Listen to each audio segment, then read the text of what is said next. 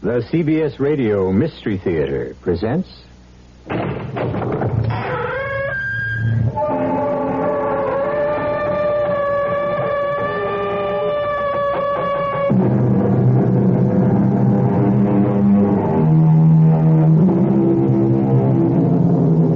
in. Welcome. I'm E.G. Marshall. We've all had the experience of meeting someone who bears a remarkable resemblance to someone else. In a country peopled by 220 million individuals, is it possible that someone, somewhere, is your double? Not just someone who looks like you, but a complete and exact double? Susan Hollis can answer that question better than I. I was waiting for the light to change at 5th and 49th when it began. A stoutish, stylish, older woman was headed past me for the door to Saks when suddenly she stopped and her jaw dropped, looking for all the world as if she was seeing a ghost. Helen Roberts! I can't believe it. I'm afraid you've made a mistake. Oh, not me, honey. Don't try to tell your one-time friend and next-door neighbor that you're not Mrs. X. Daniel Rogers of Sterling Drive in Sandport. Nope, just plain Susan Hollis of Jackson Heights, Queens. Okay, that's the way you want it. Heaven knows I want no part of you. I'm only sorry to see you looking so well after what you did. By this time, the way you were going, I thought you'd have been long dead.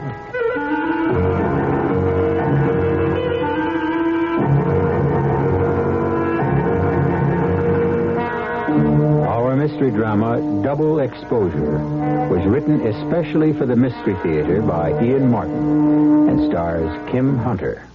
It is sponsored in part by Anheuser-Busch Incorporated, Brewers of Budweiser, and Buick Motor Division. I'll be back shortly with Act One. You've seen the Budweiser commercials on television, and maybe you've wondered how long people have been putting that famous Bud label on things. Well, not as long as the brewers of Bud have been putting things on the label. Things like a list of Bud's most important ingredients. Quote, brewed by our original process from the choicest hops, rice, and best barley malt. And things like the following statement. This is the famous Budweiser beer. We know of no brand produced by any other brewer which costs so much to brew and age. Our exclusive Beechwood aging produces a taste, a smoothness, and a drinkability you'll find in no other beer at any price. Unquote. Yes, brewing beer right does make a difference. Read the Bud label. Taste the king of beers, and you'll agree, when you say Budweiser, you've said it all. Anheuser-Busch, St. Louis. Remember when you were a kid and how neat it felt to come into a warm and secure home after school or after playing in the rain? And you probably thought that when you grew up, you'd want your own home to feel that same way. Well, time has taken you into a home and a family, but that feeling that you and your home long for seems to be missing. Well, Kay and Bill Evans have a simple solution. Drapery's Unique, the home of distinctive custom decor in Keystone Park. Choose exciting wallpaper for the kitchen. Give warmth to the den by the addition of woven wood shades, of which Drapery's Unique has the Southwest's largest selection. Or make the living room more livable with custom draperies available in over 6,000 different fabrics. And right now couldn't be a better time to give your home that feeling by taking advantage of Labor Less Savings, now until September 15th. 50% savings on labor and 25% savings on lining for custom draperies. Once again, 10-day delivery available at Drapery's Unique in the Keystone Park Shopping Center.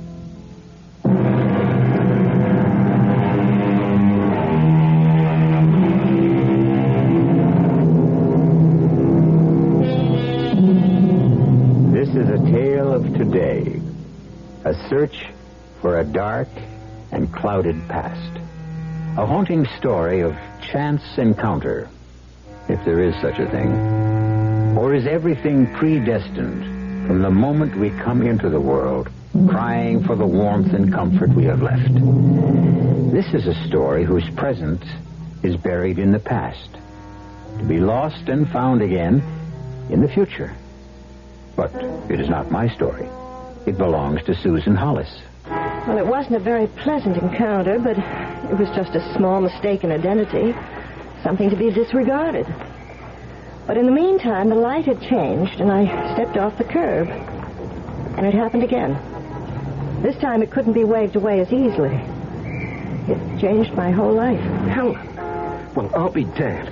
Look, I'm not... All these years looking for you, and the first day I'm back again in the U.S., you're the first person I run into. Look, I'm sorry, but I am not Helen. Oh, now, look, you can't get away with that. Don't you think I know my own wife? What? Oh, come here. We better get back on the curb. We're blocking traffic. Here, let me give you a hand. But I wasn't going back this way. I wanted to cross. And I wish you'd listen to me. I am not Helen Roberts.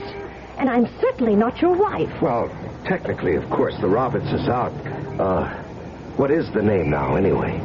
My name is of no importance to you.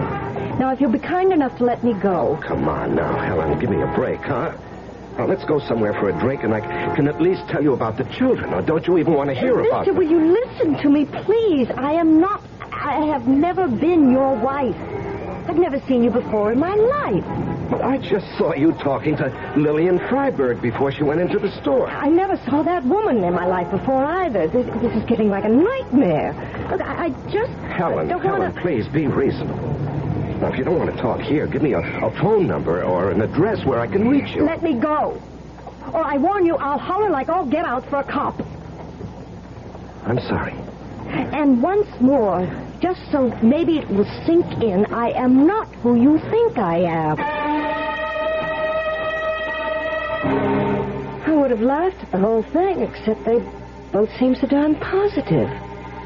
All afternoon, the incidents came back to haunt me and annoy me. Because of them, I kept making typos and got so behind in my work. I finally did forget the whole silly thing in a rush to get all my letters typed in time to make the subway before the rush hour. But having dinner with Ed that night, it came back to me. And I told him about it. You sure you don't want dessert? No, thanks, Ed. Just enough room to finish my coffee. You go ahead, though. Not me. I'm having trouble squeezing into my uniforms right now. Sitting in that squad car does it. On you, it looks good. On me, it looks just as bad as anyone. Except it don't matter all that much. What do you mean? If I got all the way back down to 175, I still couldn't get anywheres with you. Ed, please. Our friendship is too valuable to me. Let's not start that again. Oh, don't worry. I took my licks on that 2 years ago. Well, I say 1 year ago. You were sweet and kind, Ed. To wait that whole year after Carl died. Well, I had to give you a chance to shake down, Susan. That was one rough marriage. Poor Carl. 2 months we had. And then 4 years in a wheelchair. Well, it's the risk you take when you're a cop. At least the way it's turned out, he left you a pretty rich woman. All the money in the world couldn't make up for...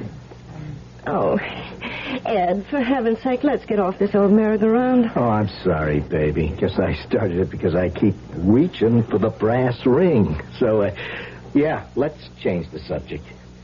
You still a little shook over what happened this afternoon? You're stupid, I guess, but I am. Honey, you should spend a couple of days at the precinct house where we run lineups. You any idea how hard it is to get a solid identification from a witness or a plaintiff? You're talking about someone who's seen the other person once. These two people were a next-door neighbor and a husband.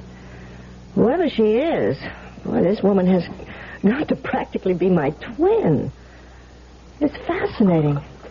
I'd love to see her just once. If I was you, I'd just leave it lay. Why? Well, maybe it's just I'm a cop and I smell things that ain't there. But, you know, you're worth a lot of dough. And you were in the papers. If anyone who could recognize me from that graduation picture would have to be psychic. But, I guess you're right. It's kind of a funny feeling knowing that somewhere around you have a double. But, I'll take your advice and put it out of my mind. Cheers.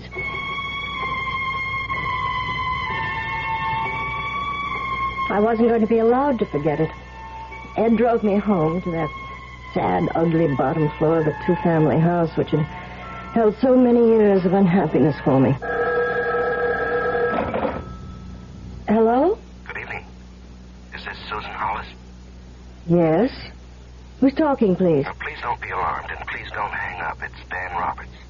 Who? You're the man who stopped you on the street today at lunchtime on 5th Avenue, remember? How did you find my phone number? Oh, the way the visiting fireman always forgets to do. I looked in the phone book. But how did you know what book to... And how did you know my real name? If it is your real name. It is. I have a good mind to report you to the police. Why, you must have been following me. Now, please, Miss... or Mrs. Hollis, or whoever you are, I'm a consulting engineer, not a private eye. Then how did you know how to find me? Well, I saw you bump into Lillian Freiberg just before I caught up with you. I followed her into the department store, naturally, and asked her if you'd given her the same story as me, and she said yes, that you'd claimed to be a Susan Hollis from Queens. Which now you know I am. So that ends Helen, it. I mean, Miss, or is it Mrs. Hollis? I don't think that's any of your business. All right, then, Susan, for want of something more polite, please. I want to see you again. I want to talk to you. Well, I don't. I want you to stop bothering me. It's not for me. It's for two little girls named Kim and Jenny. Don't they mean anything to you? No, of course they don't. Now, damn it, Helen, what kind of a mother... Please, forgive me. I wish I could make you understand, but if you really are who you... Well, you couldn't be. But I've got to see you again, Miss Hollis, or whatever your name is. Look, oh, for heaven's sakes, if it'll make you talk in sentences instead of gibberish, it's Mrs. Hollis. You're married. My husband is dead. I'm sorry. So am I. Now, may we say No, goodbye? I beg you, I plead with you. There are things I want to say to you, to explain. I can't do it over the phone. Can we meet again? May I meet you for lunch tomorrow at say, the Palm Room at the Park Plaza? You know, you're the most persistent man I've ever met. And I'm really not a prude, but I don't like pickups. I really don't see how you can get in much trouble at the Palm Room, do you? Well, it's a little outside my normal stamping grounds, but... Well, okay. But I'm a working girl, and my lunch hour's limited. Can we make it at 12:30 sharp? The coldness in my voice as I hung up was more than anything to cover the excitement I couldn't help feeling. I'd never been to the Palm Room. Also, I was intrigued. Intrigued by the mystery of the whole thing. Yes, admit it, Susan. Intrigued by his voice and my memory of a very handsome man that unexpectedly I was about to meet again. Well, here's to better reacquaintance. I'll just drink to acquaintance. Buy that? With pleasure. Now, I'm afraid I'm going to have to do quite a bit of talking. Well, I'm a good listener. Now, where to begin? Well... Do you have every credit card in that wallet? Well, most. When you travel as much as I do. Oh, here we are. Of course, these photographs were taken 7 years ago, but who would you say that woman is? Well, it isn't me, of course, but it could be. Oh, Lord, it could be. Helen, I suppose. Uh-huh. That's Helen. And these? Oh, how adorable. You, don't recognize them? No. I suppose these are your daughters. Yes. Well, they've changed quite a bit in 6 years, of course. But then, they looked like this. Well, the baby, it's difficult to tell. Well, she wasn't quite a year old, but Jenny... Oh, yes. Even then, quite a little lady. Mm-hmm. 3 years old. The day my wife walked out. Mr. Roberts, if you Now, just a moment. Now I will do the talking. A consulting engineer with a large firm has to do a great deal of traveling, particularly in his first years with the firm. Well, in the 5 years we were married, I was well aware of the fact that I was gone to Europe, to the Far East, South America, wherever I was sent for over half the time. Now, it's unfair leaving a young wife and later a mother alone for long periods of time in a suburban area, but, well, that was the nature of my job. And then came that terrible day I came back from Brazil. I was tired. The plane was way overdue, and I came home to an empty house. Empty, except for this. Oh, I really... Read it, please. Dan, I'm getting out just before you get home. I couldn't face it. It's all over. I'm going away and I won't be back. I guess it doesn't do much good to say I'm sorry. Helen. P.S. I'm leaving the kids. They'll be better off with you. And she dropped completely out of sight. Oh, I was mad at first. I made no attempt to trace her. I had to go to England on a job, so I sold the house and took the kids with me. They're still there. Except now I'm home again and looking for somewhere to bring them back to. And Helen? And Helen. With no luck till yesterday. But I'm not Helen. I'm someone else. However, I know a lot of policemen. Maybe I can help. What was the date she disappeared? April 14th, 1968. What? Is something wrong? What is it?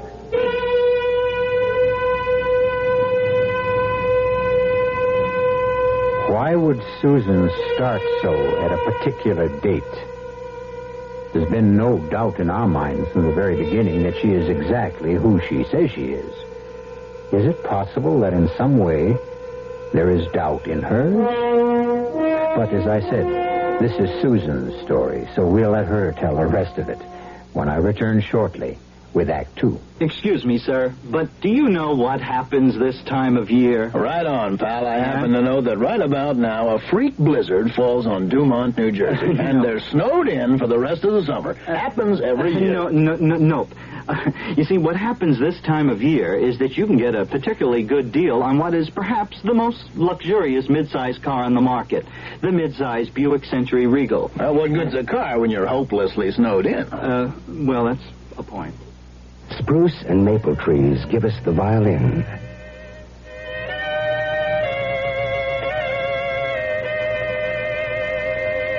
And if we don't stop burning them down, we'll have a little less music. We'll also have a little less lumber, a little less paper, a little less rayon, a little less alcohol, a little less maple syrup, a little less printing ink, a little less turpentine. A public service Charcoal. on behalf of the Forest Service, State Foresters, and the Ad Council. Morning, Mr. Green. Say, haven't seen this big car in a spell. Nowadays, Caleb, we use our small car mostly. You know, this big engine might not be getting the exercise it needs. Exercise? Yup, to get rid of harmful engine deposits. Make sure you're using Quaker State motor oil. It's fortified to fight deposit buildup. Is Quaker State still available in most places? Yup, but people need it now more than ever. Quaker State your car to keep it running, yeah.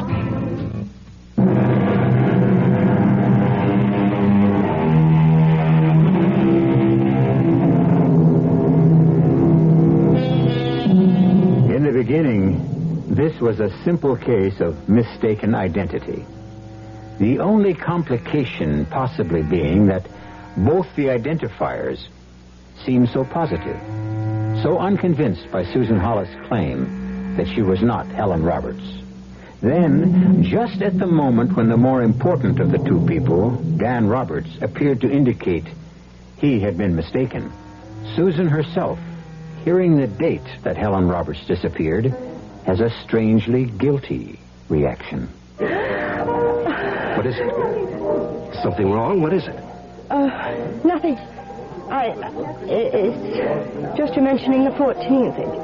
It's a date that happens to be very important in my life, too. That's all. Important how?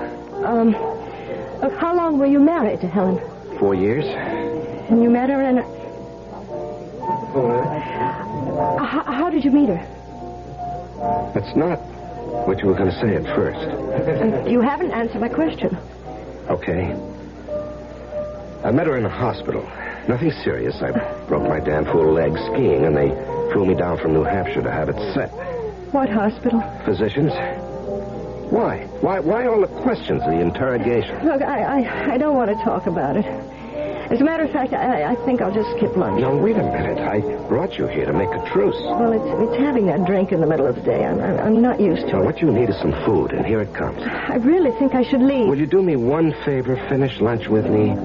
Food is what you need, and I promise we won't mention Helen or the past. What shall we talk about? Us. Just as if it was our first date, which I hope it is. But what I really mean is, I hope it's not the last.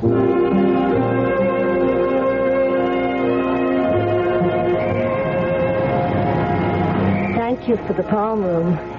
I have to confess that's really what lured me into accepting your invitation. Oh? Where would you like to go next time? Oh, well, I'm not sure there should be a next time. Well, why? Haven't I told you I'm ready to believe you're exactly who you are, Susan Hollis? Yes? But you haven't told me exactly why.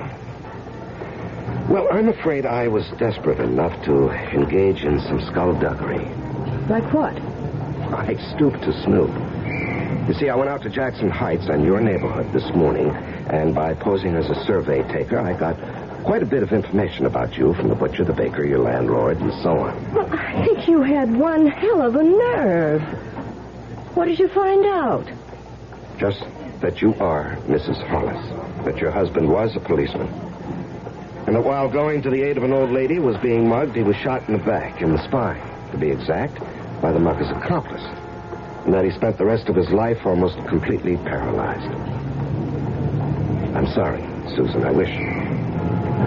I want somehow to make up some of it to you. Why? Well, it's too complicated and too intimate to be talked about here and now. Look, this is my building anyway, and I'm already late getting back. Goodbye, Dan. Please, Susan. Look, I don't know what I'm getting into. Nothing you'll be sorry for, believe me.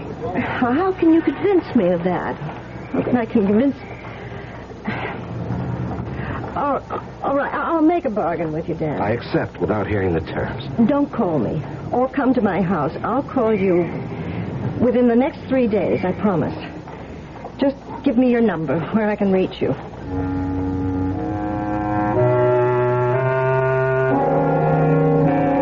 I still think it was a crazy thing to do, Susie. Oh, I should never have called you last night to tell you how he'd gotten my phone number. Well, that's why I trailed you today. Well, what did he want to talk to you about? 2 things, really. And they both sort of surprised me. How?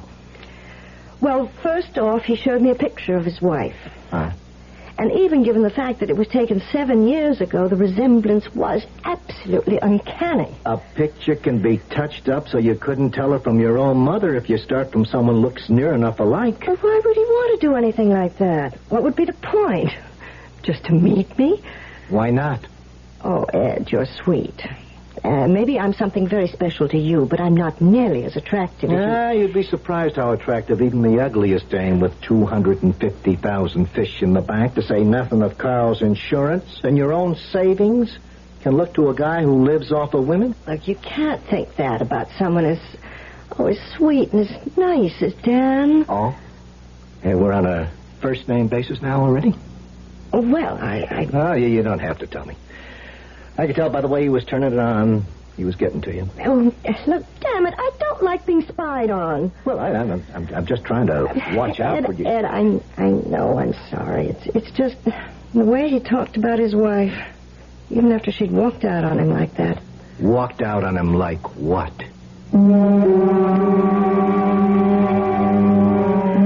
I sat down on the couch with Ed and told him everything that had happened.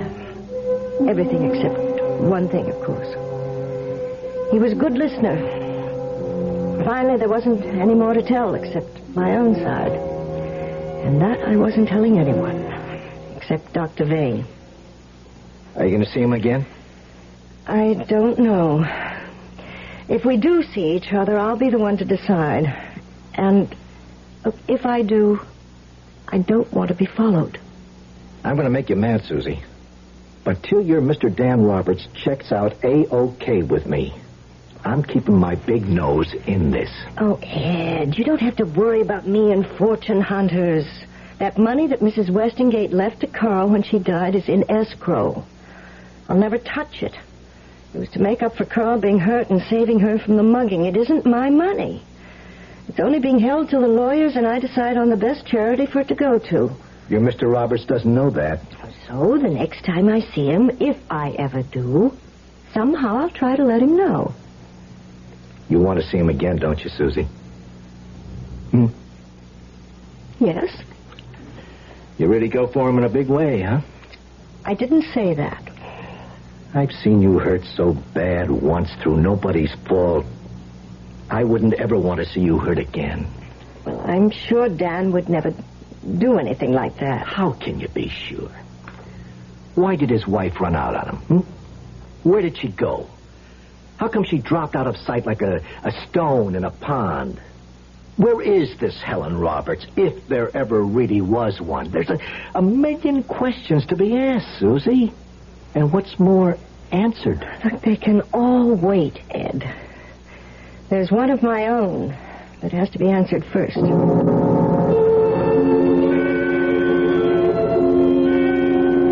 I'd made the appointment the moment I got back from lunch with Dan. Heaven knows I'd have made it for that same day, but Dr. Vane was out of town. It had to be tomorrow.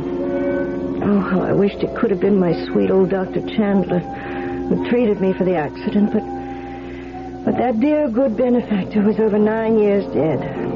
His secrets, if there were any, had to lie with Dr. Vane. I do remember you, Miss Ainsley. I'm sorry. Mrs. Hollis now, isn't it? Yes, that's right, Dr. Vane. Even though I was Dr. Chandler's assistant at the time, I don't know if you recall me. Oh, of course I do, vividly. Those were the days when I knew who so few people were, including myself. Terrifying thing, amnesia. Fortunately, yours was very short-lived. Well, I hope it was. I thought it was then. Does that mean you think you've been blanking out recently again? No, I mean, not exactly. What I really want to make sure of is... Is what, Mrs. Hollis? Is whether the results of that whack on the head I got were ever really cleared up. I mean, maybe Dr. Chandler's the only one who really could have told me. I don't know if you have the facts to answer me. I just pray to God you have. Well, we keep a record on all patients. Yours may take a little while to dig back to. Excuse me a moment. Nurse, will you look up for me in the inactive file a patient of Dr. Chandler's, Miss Ainsley. That's Ainsley, first name Susan. Now, while we're waiting, why don't you tell me what's worrying you? Well, I'll have to begin at the beginning. I was 17 in 1964, fresh out of high school, and fresh out of Nebraska, arriving in the city, the big one, the only one where every dream comes true. Some of this only came back later, you understand, but I'm trying to tell it in one straight line, or maybe I'll get you lost, too. I understand. Tell it any way you want to. Well, my mother died when I was 15, and I'd been sort of keeping house for Pop. Just the two of us. Then he died, just after my graduation, and that was the end of my family. By the time I settled up everything and buried him, there was less than $1,000. I had to get away. So I paid my bus fare, kept $20 or $30 in my handbag, and stuffed the rest in my bra. That, with 2 big suitcases, were all I had. I could hardly lift them. New York, when I got there, was freezing cold, and there was black ice on the streets. Coming out of the bus terminal, I slipped and fell. Hit my head. When I came to, I was in Bellevue Hospital. A lucky thing you had those suitcases. I can recall Dr. Chandler telling me about you and saying if they hadn't broken your fall, you'd probably have broken your neck or ended up with a really serious skull fracture. Oh, not to know where I was, where I came from, my name, nothing. Somebody had stolen my pocketbook with every piece of identification I had. I don't think I'd have ever remembered anything Dr. Chandler hadn't tracked things down for me. But he did. Not only that, he got me the job and training here at Physicians Hospital as a nurse's aide. And when he died, he left me enough money to go through secretarial school. In every way, he gave me a chance at life. Yes. Amnesia is a frightening condition, but it didn't take you long to get your name back. Well, it was 2 months. I know that Dr. Chandler gave me an identity and a name. But was it the right one? What? Was he just so sorry for me that he made up a name and a background and got people to call me from Lincoln and to write letters just so I could be called somebody named Susan Ainsley? But that's who you are. It's who I thought I was 2 days ago. Now I'm not so sure. I'm here today to find out if it's possible that I might be someone else. Someone called Helen Roberts.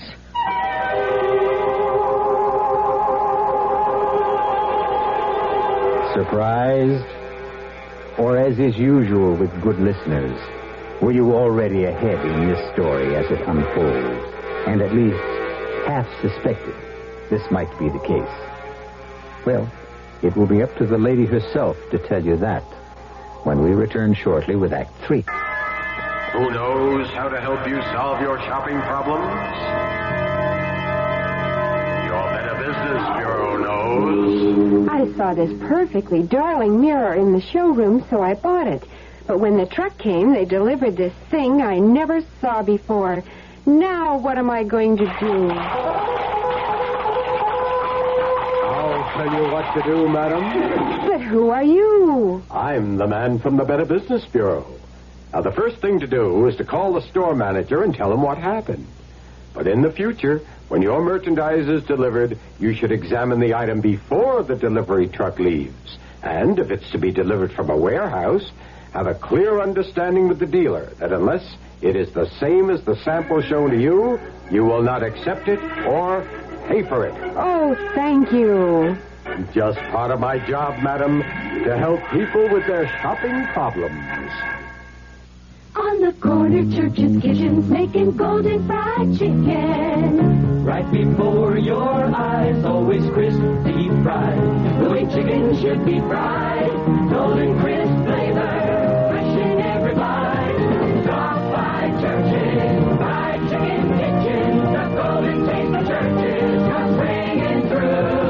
Chicken was made to be deep fried, so crispy it crunches when you bite into it. Well, that's what Church's does. Deep fries your chicken right before your eyes till it's golden brown and golden crispy crunchy on the outside, moist and tender on the inside. Makes your mouth water just thinking about it. So what are you waiting for? Drop by Church's on your way home and pick up a box of the Crispy Lovers chicken. Your family will love you, and so will we. Drop by Church's fried chicken kitchen. The golden taste of Church's comes ringing through. The golden taste of Church's.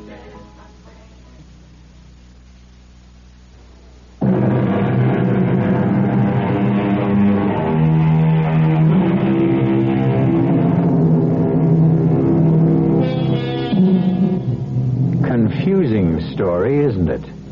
With all its twists and turns. But then, that's the fault of the young lady who's telling it. Because if anything has ever exposed you in your life to sheer and sustained panic, even the threat of its returning is enough to make the strongest understand the ostrich and feel like hiding your head in the sand. Susan, or Helen, or whichever she is, seems made of stouter stuff. I went on naturally to explain about Dan and who Helen Roberts was while the nurse came with the folder. Dr. Vane listened without interruption. When I finished, he sat back. All right, Susan. Well, that's who you are. Now it's my turn. Amnesia is not a disease. It's a symptom, a byproduct of physical or psychological shock. In your case, a good solid bang on the noggin. Now, what on earth would make you think you might be getting it again? Just because you and Helen Roberts worked as nurses' aides at physicians about the same time? No, not so much that. I should hope not. Because you were in children's ward, and she must have been in orthopedics. And you know the buildings are 5 or 6 blocks apart in this huge complex. It wasn't that so much. It was the date. The date? April 14th, 1968, the day Helen left Dan. That was the day I met Carl. Your husband? Yes. Well, I sense you're still uncertain about your identity. There are plenty of other ways to clear up, you know. I know. I just wanted to take the shortest cut. This man you met, this Dan Roberts, he rather swept you off your feet, didn't he? Yeah, I'm afraid he did. Then if you won't trust me, see your gynecologist. What? You and Carl never had any children, did you? I never had a child. Then how could you possibly be Helen Roberts, who had 2? I was out of all the dark caves and the twisting caverns and into the sunlight. And the first thing I did when I got home was ring Dan.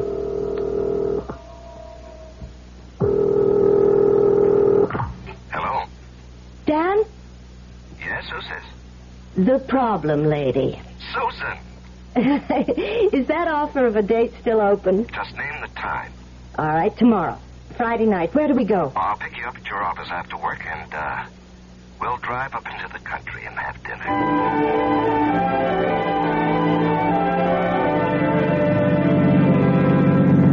Oh, it was a heavenly evening, Dan. I haven't danced in years. I was so clumsy. No, that was me. I haven't danced in even longer, but it was good. I'll take every bunion and blister happily and come right back for more. Oh, you couldn't have stepped on my feet. I was floating. What are we stopping for? We're home. That is, you're home. Oh, shucks. Well, I'd invite you in for a nightcap, but I haven't anything. Madam, you have everything in the world. But I tell you what I'll do. I'll make a bargain. I know you're tired. I'll let you go right to bed if you promise me tomorrow. All right. What time? All the time. I meant all the tomorrows. Saturday, Sunday, Monday, Tuesday, etc., ad infinitum. I love you. I love you, and I want us together. Oh, Dan. Kiss me. Oh, Dan. Oh, Helen. Helen. Helen, you mean after all my long explanations this evening, you still think I'm Helen? No, wait a minute. That just slipped out.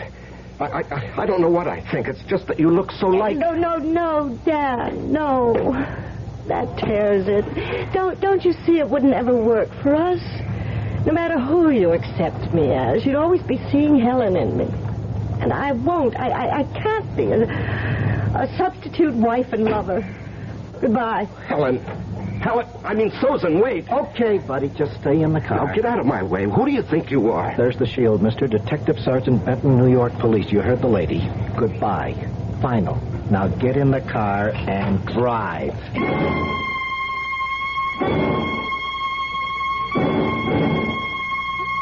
Oh, I know you meant well, Ed, but why did you have to butt in? The way it looks, you're better off without this guy. You could be right about that, but I'd like to mind my own business. This isn't any business for you. I'm telling you, I got this straight from the Sandport police. They ain't closed the file on this guy Roberts. The way his wife disappeared and all. Okay, so she took a powder. That happens. But why doesn't she show up anywhere else? Huh? How come she never even comes back for the clothes and jewelry she left behind? Wait a minute, Ed. Are you trying to suggest that Helen is dead? He could have done away with her. Dan? Oh, don't be silly, Ed. But if she isn't alive anymore... Oh, if I just knew that. Maybe there'd be a chance for both of us. I'd made up my mind before I got rid of Ed. The picture of Mrs. Freiberg was suddenly fresh in my mind, looking at me as though she'd seen a ghost. And I knew I had to talk to her.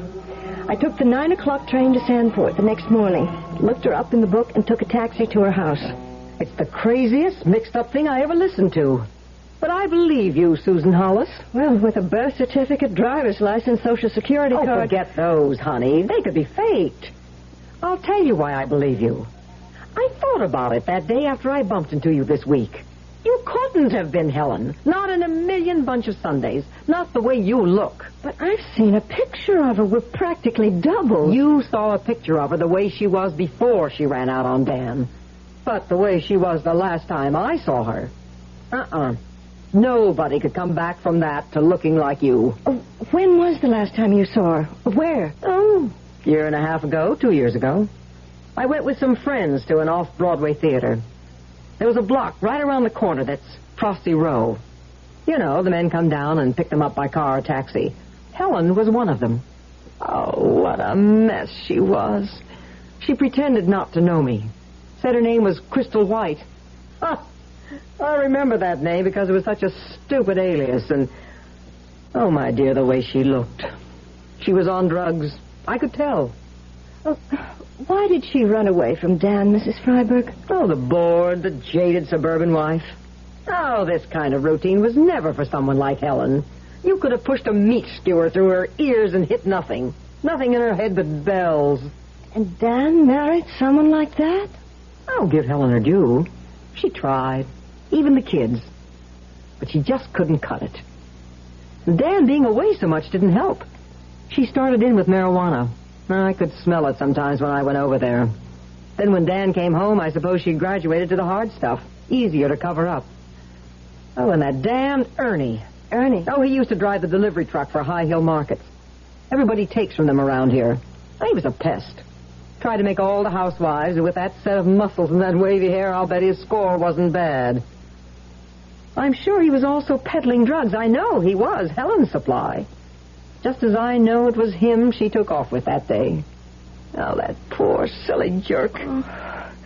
Does Dan know about this? Are you kidding? Everybody in this town loved Dan Roberts. Anybody who knew the truth about Helen, and there weren't many that did. They knew they'd get plenty from me if they let it out. You'd be surprised the goods that Lillian Freiberg has on folks in this town. I deal in real estate. But just to let Dan think she'd walked out on him and the children... The best thing that ever happened to him. And the best way to leave it. Well,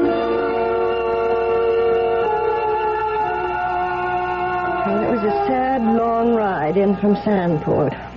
It didn't help to find Ed waiting for me in his car outside my house.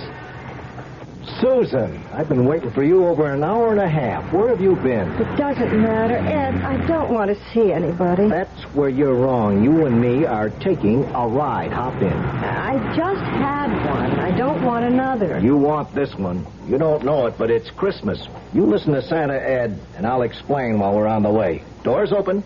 Get in. All right. First off, clean bill of health on your boy, Dan Roberts. He checks out A-OK. Owe him and you an apology. Are you taking me to Dan? No, he's on his way down where we're going in his own car. I broke the whole story to him. Now I gotta break it to you.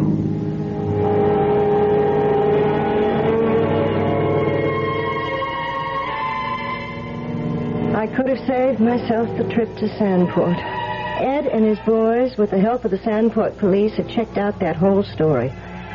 Only they'd taken it a giant step further, to a halfway house in Brooklyn, where we were headed for now.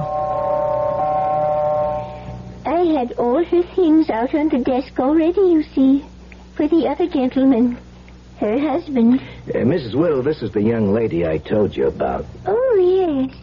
Oh, just let me change my glasses. These are for reading, and the others are... Oh, my, yes, you do. Just like her. Before, you know. Before? Before she got hooked on those awful drugs. They come here only at the end, really. Oh, I can't get over it. The sergeant only showed me your picture, and you didn't look like more than, well, sisters. But seeing you in person and comparing it to this picture, regular twins. Oh, Ed, why did you bring me here? What difference does it make? I just thought, Susie, that you ought to know your rival is gone for good and all. Now, if he's what you want, you don't have to play second fiddle anymore. Where's Mr. Roberts? He went over to the grave. He said to ask the lady if she'd join him there. You know where it is, Sergeant. Yeah. I'll show her where.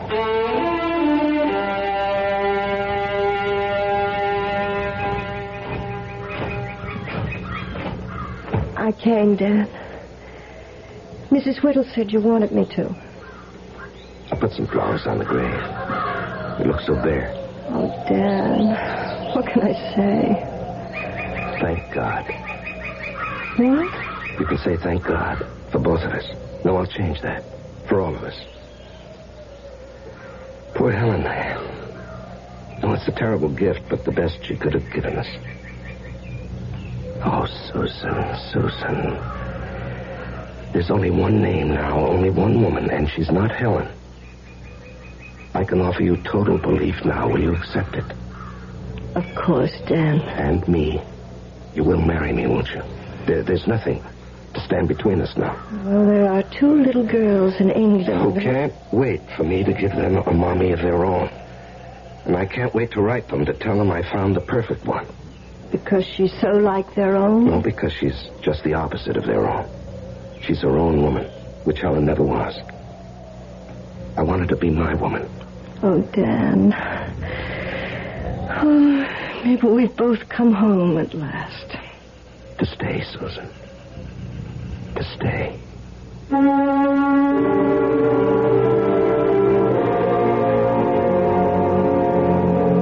A little like having been in a maze, isn't it? Twisting and turning, running into dead ends, the feeling of frustration, and a lurking, haunting feeling that maybe there is no way out, especially if the labyrinth is dark enough, as it was for Susan. And Dan, for them, for all of us, when we do find the way out at last, how much brighter the day is. I'll be back shortly. Pardon me, miss. Can you tell me what happens this time of year? Rhubarb reaches its peak. Nope. Muskmelon reaches its peak? No.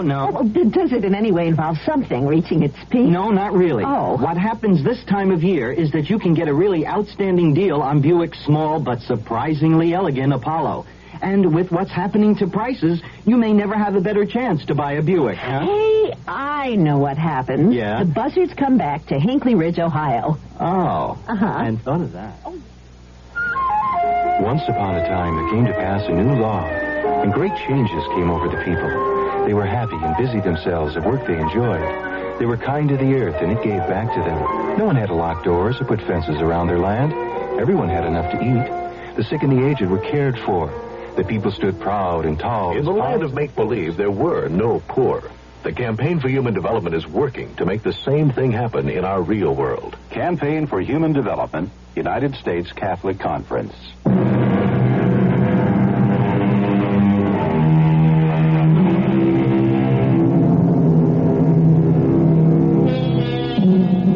Susan Hollis is now Susan Roberts, and they do live in suburbia again.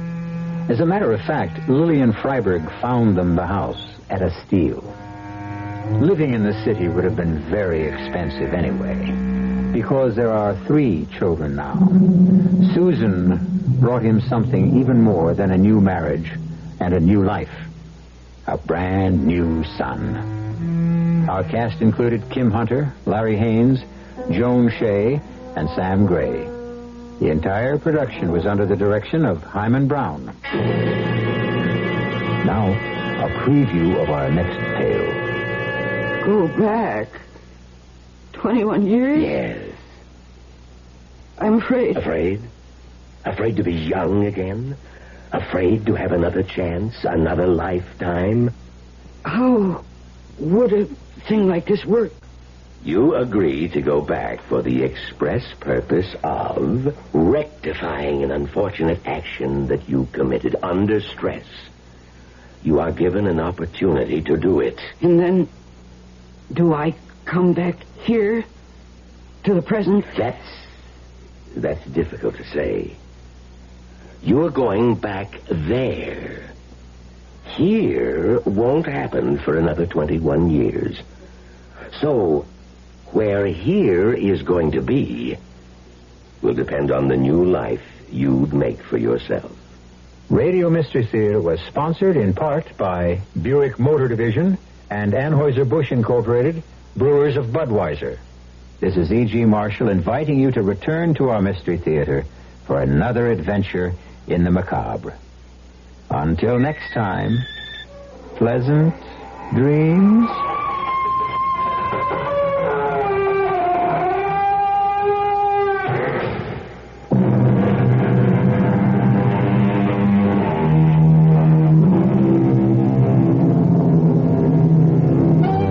For the best food anywhere in town, hop in the car and come on down and eat at your Wyatt cafeteria. There's a handy Wyatt close to you. The food is great And thrifty, too. at your nearby Wyatt cafeteria.